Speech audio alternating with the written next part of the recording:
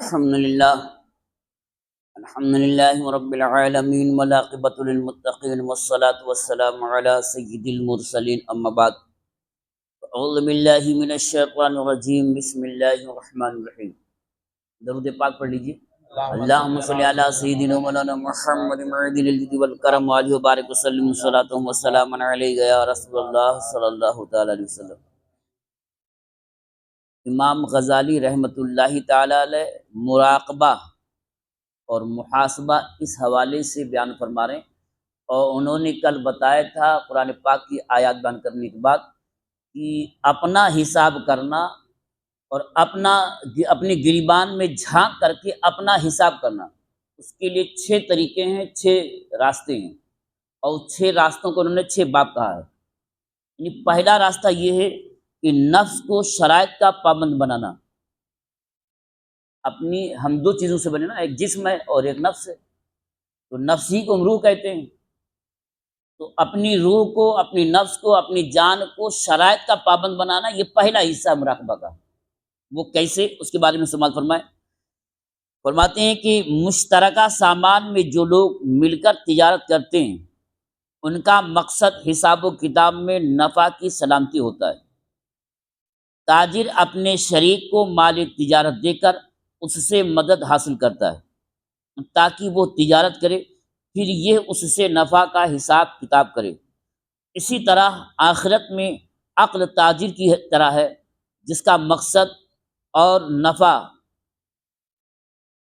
فقط تزکیہ نفس ہے، کیونکہ یہی کامیابی کا باعث ہے۔ اللہ تعالیٰ ارشاد فرماتا ہے، قد افلح من زکاہا وقد خاب من دساہا۔ ترجمہ ہے، بے شک مراد کو پہنچا جس نے اسے ستھرا کیا، اور نامراد ہوا جس نے اسے معصیت میں ڈالا۔ نفس کو کامیابی اچھے اعمال کے ذریعے ملتی ہے۔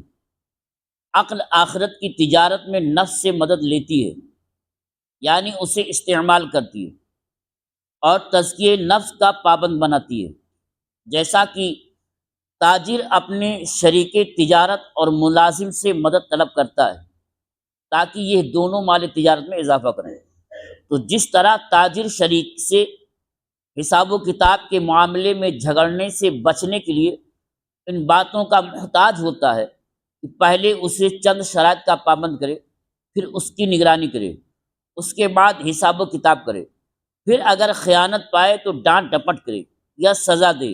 اسی طرح عقل بھی پہلے نفس کو چند شرائط کا پابند بناتی ہے اور ان شرائط کے ساتھ چند ذمہ داریاں عائد کرتی ہے، نیز کامیابی کے راستوں پر اس کی رہنمائی کرتی ہے اور ان راستوں پر چلنے کی تائید کرتی ہے، اور لمحہ بھر نفس کی نگرانی سے غافل نہیں ہوتی، کیونکہ اگر عقل نفس کو آزاد چھوڑ دے تو اس سے خیانت اور اصل سرمایہ ضائع ہونے کے سوا کچھ حاصل نہیں ہوتا۔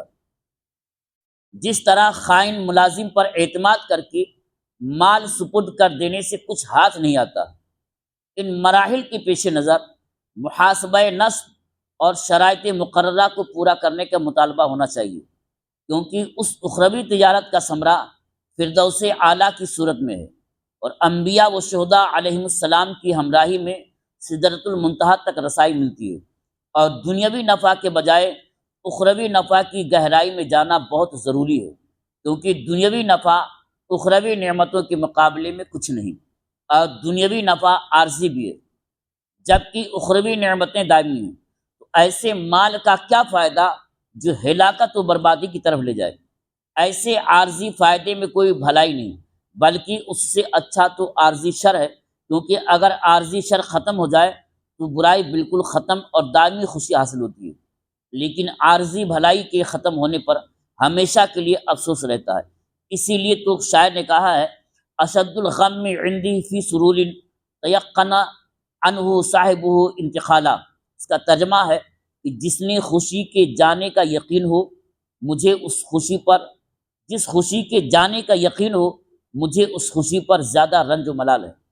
لہٰذا اللہ تعالیٰ اور آخرت پر ایمان رکھنے والے ہر عقل مند شخص پر لازم ہے وہ نفس کے محاسبہ سے غافل نہ ہو اور نفس کی حرکات و سکنات اور لذات و خیالات پر سختی کرے، کیونکہ زندگی کا ہر سانس انمول ہیرا ہے جس سے ہمیشہ باقی رہنے والی نعمت یعنی جنت خریدی جا سکتی ہے۔